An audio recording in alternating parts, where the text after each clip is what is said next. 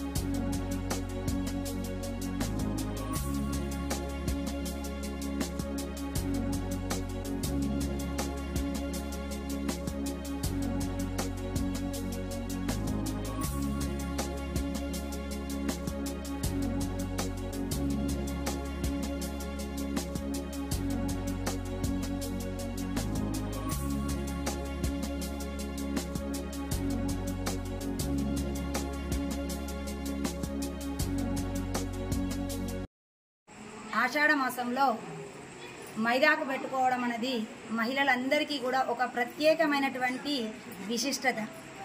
ఎందుకు ఈ విశిష్టత అనంటే, గోరింటాకుని గౌరి ఇంటి ఆకు,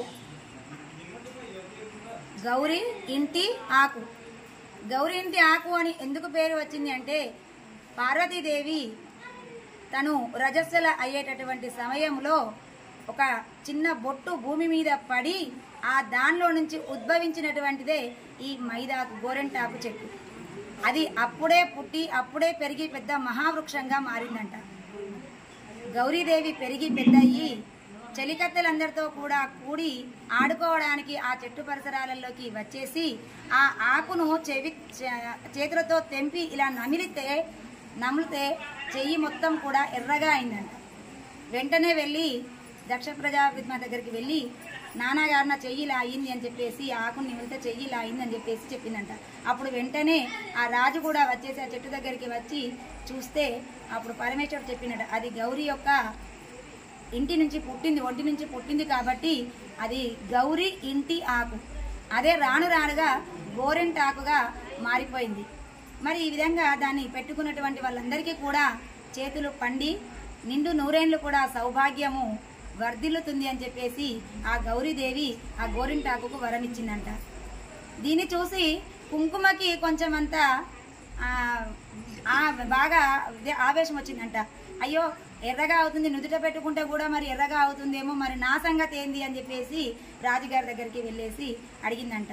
అడిగితే అప్పుడు రాజుగారు మళ్ళీ ఈ గౌరీని అడిగారంట. గౌరీ అప్పుడు ఏమందంటే, నేను ఎక్కడ పెట్టుకున్నా కూడా పండుతాను, కానీ నుదుటిన పెట్టుకుంటే మాత్రము నేను పండను, నీ కుంకుమ స్థానము నీకే ఉంటుంది అని చెప్పేసి చెప్పడం జరిగింది గౌరీదేవి. అందుకోసమని మనం మైదాకుని ఎక్కడ పెట్టుకున్నా పండుతుంది, కానీ మన నుదుటిన పెట్టుకుంటే మాత్రము గోరింటాకు పండదు. అది ఆమె యొక్క గౌరీదేవి యొక్క ప్రత్యేకత. గౌరీ ఒంటి నుంచి పుట్టినటువంటి ఈ గౌరీ అంటాకు గోరింటాకుగా మారి ప్రతి మహిళలకు కూడా ఆషాఢ మాసంలో పెట్టుకోవడం, దీనివల్ల క్రిమి కీటకాలు, మనకు ఆడవాళ్ళు ఎక్కువగా నీటితో పనిచేస్తుంటారు కాబట్టి గోళ్ళల్లో క్రిమి కీటకాలు ఎక్కువగా ఉండి వ్యాధులు రావడానికి కారణమవుతుంది. ఆ వ్యాధులన్నింటినీ కూడా నశింపజేయడం కోసమే ఈ గోరెంటాకును వేళ్లకు చేతులకు పెట్టుకోవడం వల్ల మన లోపల ఉన్నటువంటి వేడిని తీసివేసి క్రిమి కీటకాలను మన దరికి రాకుండా చేసి మనకు నిండు నూరేళ్లు సౌభాగ్యం ఇచ్చేటటువంటి ఈ గోరెంటాకు కాబట్టి దీని అందరూ కూడా ఆషాఢ మాసంలో తప్పకుండా పెట్టుకోవాలనేటటువంటి ఒక ఆచారాన్ని ఏర్పాటు చేయడం జరిగింది. ఓం శ్రీమాత్రే నమః.